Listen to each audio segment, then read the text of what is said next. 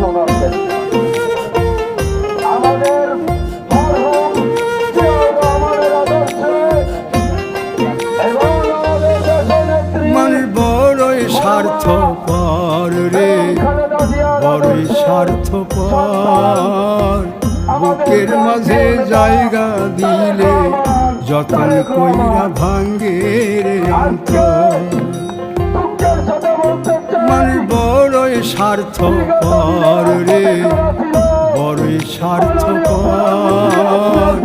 বুকের মাঝে জায়গা দিলে যতন কইরা ভাঙ্গে রে অন্তর।